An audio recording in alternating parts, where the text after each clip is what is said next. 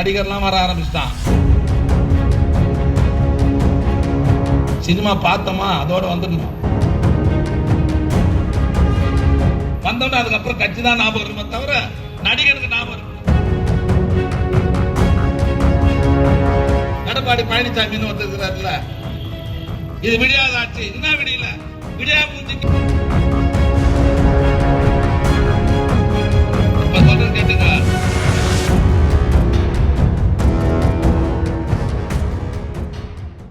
நடிகர்லாம் வர ஆரம்பிச்சிட்டான் இல்லையா?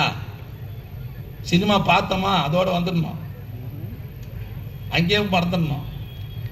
சினிமா சும்மா பார்க்கல, நம்ம காசு கொடுத்து பார்த்துட்டு வரோம். ரசித்தமா அதோட பார்த்துட்டு வெளியே வந்துடணும். வந்தோடனே அதுக்கப்புறம் கட்சி தான் ஞாபகம் இருக்குமே தவிர நடிகனுக்கு ஞாபகம் இருக்கு. நிறைய சொல்லுவேன். இப்ப என்னதான் நிறைய எடுத்துட்டு இருப்பாங்க பாருங்க. நான் எதனா எடுக்கிறேன். ஆமா, இன்னைக்கு கூட எடப்பாடியார் என்ன பண்ண தெரியுமா? நல்லா போடுத.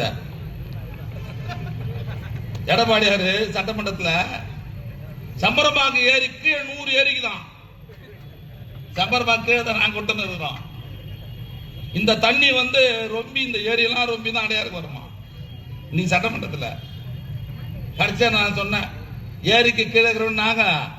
ஏரி பத்தி எங்களுக்கு தான் தெரியும், உனக்கு ஒண்ணுமே தெரியாது. சம்பரம்பாக்கு கீழே ஏரியே கிடையாது. கலங்கள் போச்சுன்னா மொத்தம் தண்ணி அடையாறு தான் வரும் சொன்னேன். இது விடியாத ஆட்சி, விடியாத ஆட்சி. எடப்பாடி பழனிசாமி ஒருத்தருக்கிறாருல, இது விடியாத ஆட்சி. என்ன விடியல? விடியா மூஞ்சிக்கு விடியாத ஆட்சி மாதிரி தான் தெரியும். என்ன பண்ணல? நாங்க தேர்தல் அறிக்கையில் சொன்ன திட்டங்களை 90% நிறைவேற்றி இன்னைக்கு நாட்டு மக்களின் பேரன்பை பெற்று இருக்கிற ஒரே தலைவர் நம்முடைய தளபதி அவர்கள். மகளிர் உரிமை தொகை 1000 ரூபாய் கொடுக்குறோம்னு சொன்னோம். இன்னைக்கு எவ்வளவு பேர் கொடுக்குறோம் தெரியுங்களா?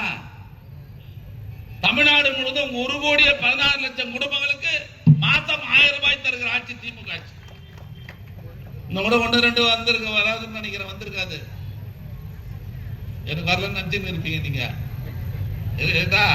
இப்ப சொல்ற கேட்டுங்க. இன்னும் 2 மாசம் பொறுங்க, 2-3 மாசம். நிதி நெருக்கடி கொஞ்சம் சரியா இல்ல, அதெல்லாம் சரி பண்ணிட்டு யார் யாரெல்லாம் உண்மையிலே இருக்கிற ஏழைகள் வரலையோ அந்த குடும்பங்களுக்கும் அந்த 1000 ரூபாய் தருகிற ஆட்சி தான் திமுக ஆட்சி தரப்போறாரு நம்முடைய தலைவர்.